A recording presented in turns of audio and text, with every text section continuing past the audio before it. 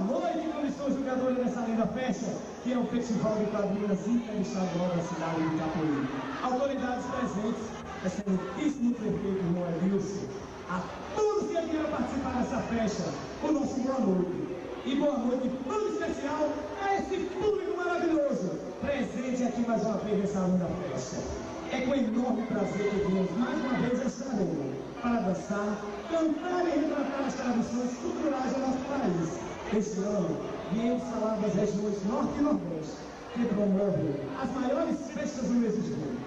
Na região Norte, trouxemos a festa dos Bumbais, caprichoso e garantido, que se transformou nesse espetáculo de beleza, numa manifestação de fé e amor entre duas cores. De um lado, o vermelho do coração do boi bumbá garantido, e do outro, o azul vida do boi bumbá caprichoso. E do Nordeste, trouxemos a beleza de suas músicas e danças, a alegria do seu povo e suas tradições, que se transformam no espetáculo de muitas cores e muitos corações, em uma festa muito colorida. Com vocês, a Companhia Junina Homem da Fogueira, com o tema do Norte ao Nordeste. Sou caprichoso e garantido, mas também quebrada peste, para vocês. Boa noite, tudo especial ao Arraial do Novo Veloz, que veio mais uma vez prestigiar essa linda festa. O Novo Veloz está de parabéns. Ilumine esse arraial, ilumine esse arraial, vamos juntinho. Você não viu na que você veio, o Novo Iguará. Então cedo aqui, ilumine esse arraial.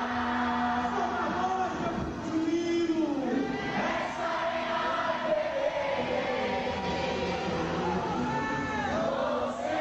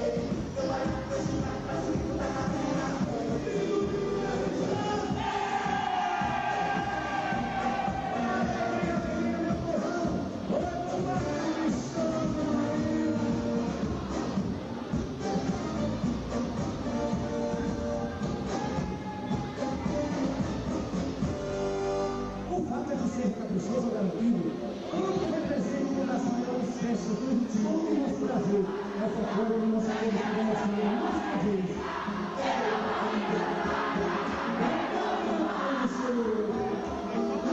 Vamos chamar a Cecinha da Fazenda. É a turma dos dois, é a turma da Fazenda, é a turma minha Juliana e da Fazenda. É a nossa Cecinha da Fazenda. Mas como se bater toda a beleza, a faixa do comando.